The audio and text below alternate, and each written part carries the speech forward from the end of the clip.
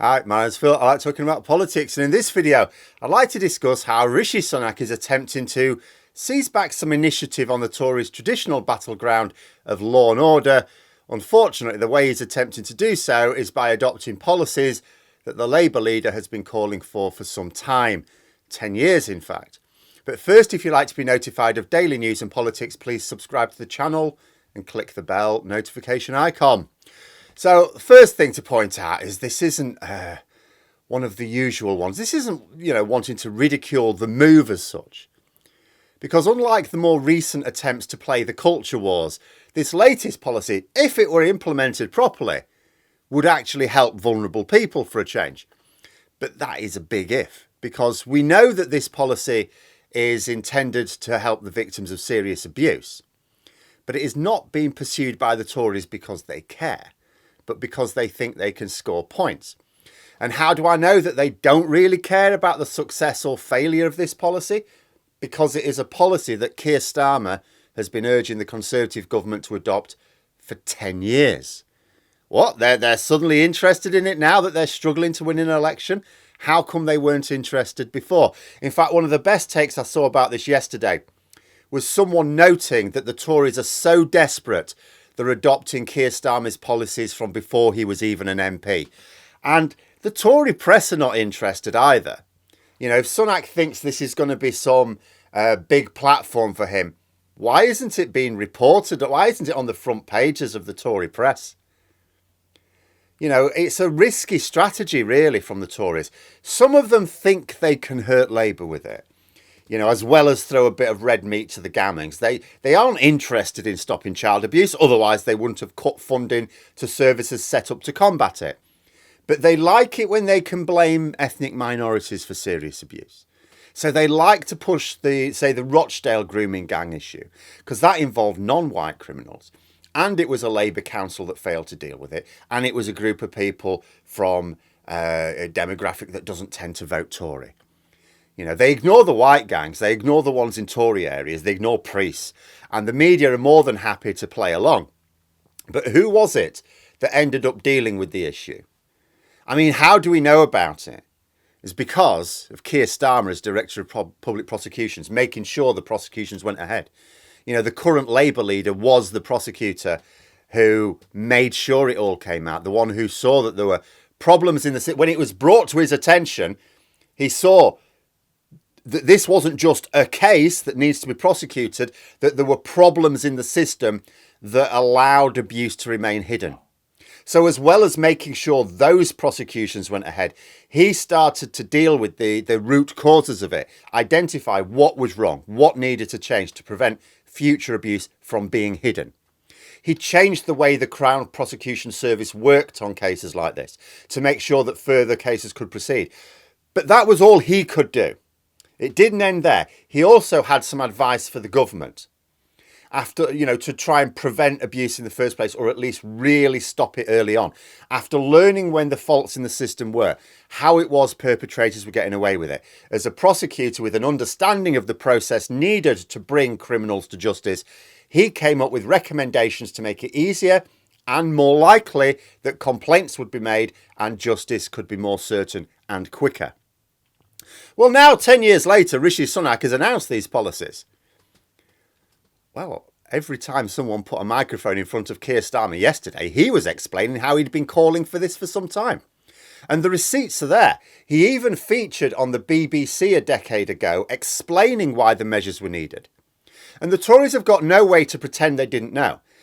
He wasn't someone writing this in a niche blog somewhere, viewed by a small collection of followers. He was the outgoing Director of Public Prosecutions, the most senior prosecutor in the country. The Tories had his recommendations. A Conservative minister will have been aware of them and chose not to pursue them. In point of fact, it wasn't just Starmer calling for this 10 years ago. The Labour Party at the time also called for it. So not only were the Tory government getting advice from their Director of Public Prosecutions, but just in case they couldn't be arsed with him, the Labour front bench were also raising the issue in Parliament. But Starmer is the main trump card for Labour here, because he is recorded calling for it. Wasn't an MP, wasn't a politician at the time. You know, he has the obvious expertise and experience to have known what would be needed, and he is currently leading the Labour Party. I'm not entirely sure how the Tories think they're going to get a win out of this one. I mean, yes, we know their client media will push a very selective narrative when it can be bothered at all. As I say, you look at the front pages today, they can't be bothered today. But Starmer will bring it up all the time. He'll be delighted to. You know, yes, we know there are some doctored accounts of Starmer's role as DPP, which have been roundly debunked as false. And we know that people on the right, as well as the hard left, will try and propagate these.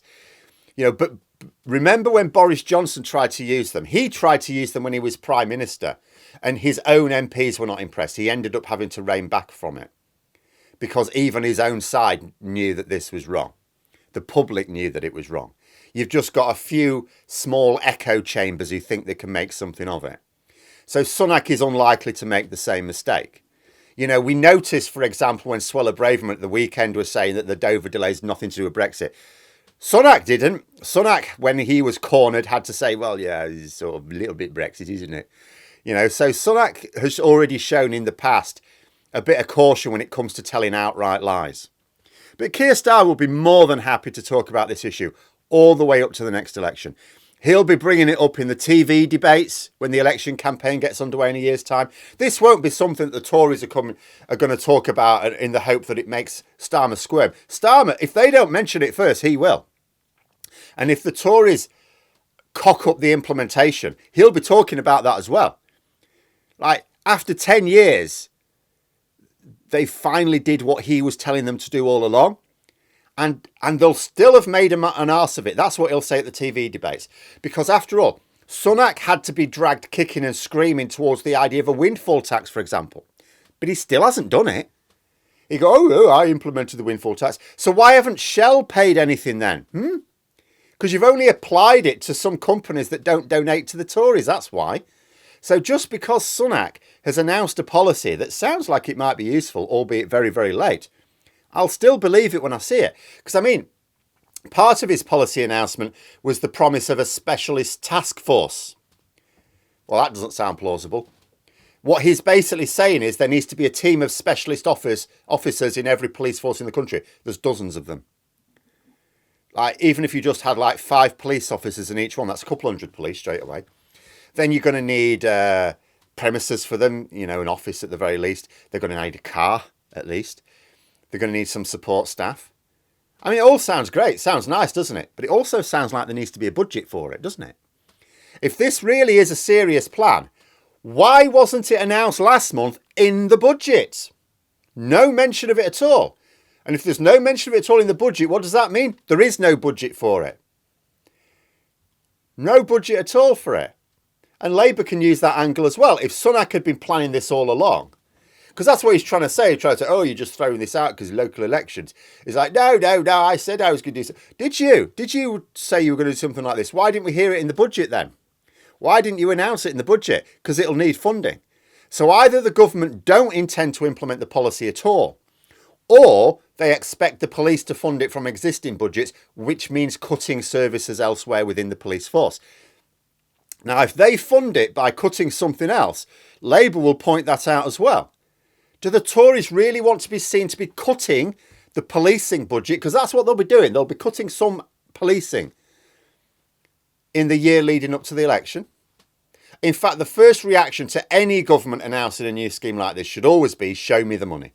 Where is it in the budget? So watch out. This will be one of those things that doesn't even happen and will go on the manifesto. It'll be like, oh yeah, we were going to do it, but we thought we'd save it for the manifesto instead. Did you really? You know, they'll put it in the section for things that they totally promised to do, but will absolutely not do. Because it means spending money on people who aren't rich Tories. But there we are. Those are my thoughts. Let me know yours in the comments below. Hope you found the video interesting. If you did, please click the like button. And if you'd like to support the channel further, the join button for memberships. And until next time, I'll see you later.